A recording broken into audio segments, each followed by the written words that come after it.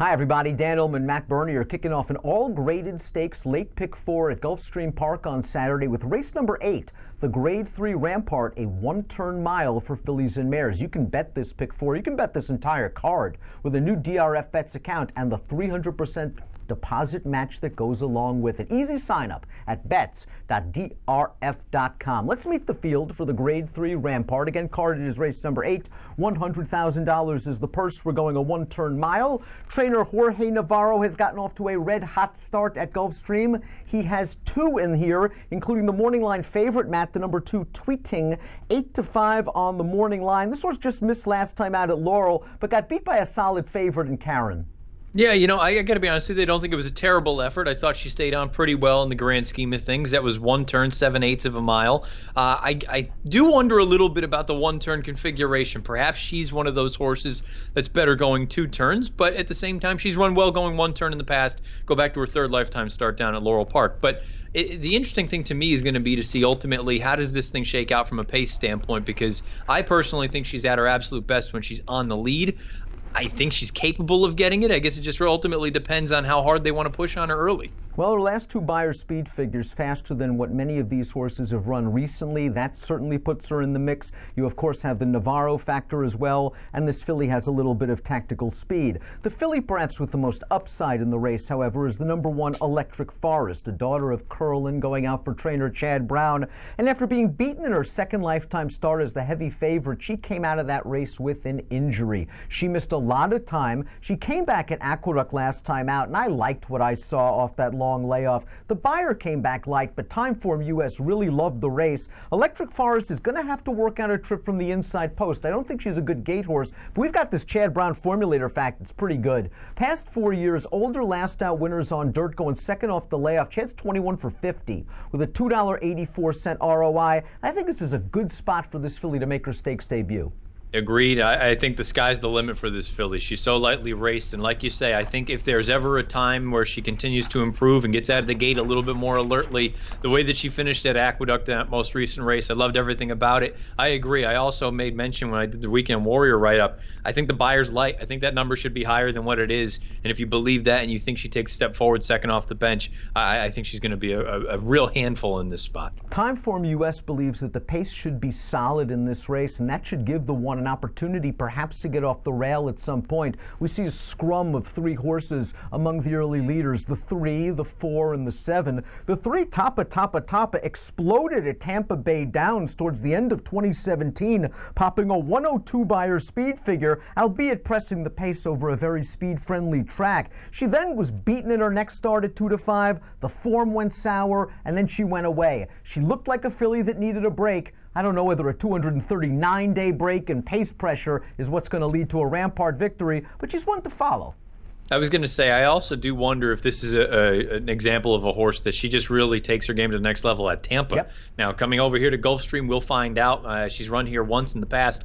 I think this is an opportunity, though, when you look at it. She's already stakes placed, but if you want to try to get that graded stakes placing, I don't think it's out of the realm of possibility that she hits the board here and then eventually you go back to Tampa, because that's where her 3 best races have come. In tough in her last couple of races, that double dog dare back in the spring at Keeneland, Song of Spring, one of your favorites, came back to win the DuPont Distaff, a graded stake at Pimlico with a 90 Beyer. Breaking Bread, the number 4, should be close to the pace as well, and this is another Jorge Navarro trainee. Here's the formulator fact for Breaking Bread. Past 2 years, older last out winners on dirt following a layoff line, 32% winners, a $2.71 ROI.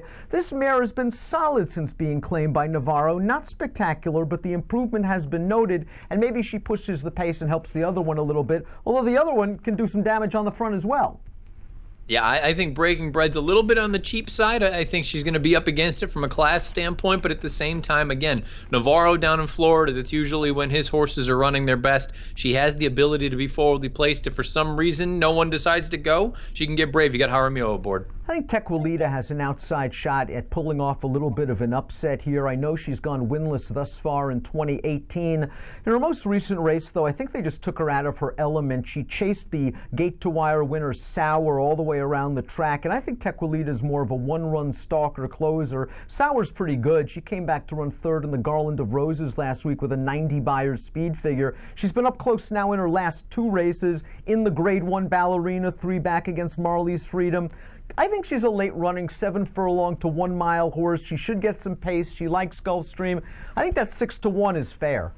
I have to be honest with you. I think I would like her a little bit more if this race was at 7/8. Yep. I think she is really at her absolute best. You know, we talk about it. There's only a small incremental difference between that 7/8 and 1 turn mile, but really it's still at the end of the day an 1/8 of a mile. And to me, that can dull that late kick from a horse like this a little bit. If this race was at 7/8, I would have given her a harder look. Snirvana, the number 6, is going to be making her dirt debut. And listen, on the bottom of this pedigree, it's all European turf influences.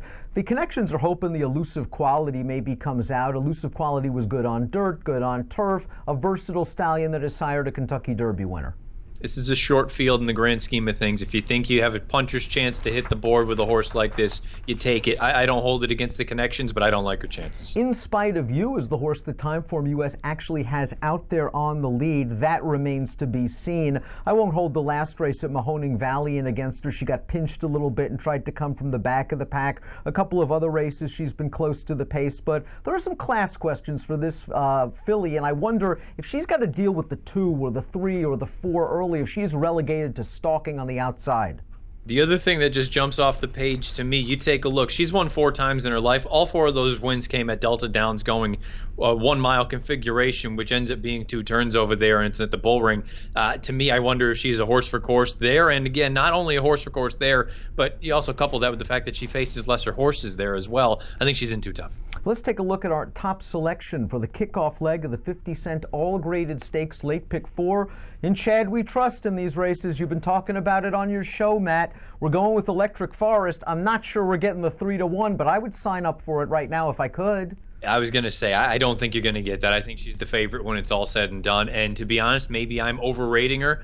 I'm expecting a pretty big performance here. I think she really does have the potential. You know, we see that distaff division this year. A number of horses, they're going away. Either they've been retired or whatever the case may be. This is such a lightly raced filly. The pedigree is there. If she runs well here, this could be a springboard to a big 2019. Give me numbers. 1, 2, 3. 1, 2, 5, 3 for me in the Grade 3 Rampart, kicking off the all-graded stakes pick 4. Play it with a new DRF Bets account. Easy sign up at bets.drf.com, plus you'll receive a 300% deposit match. An approximate post time for the Grade 3 Rampart, approximately 3:34 Eastern. Best of luck.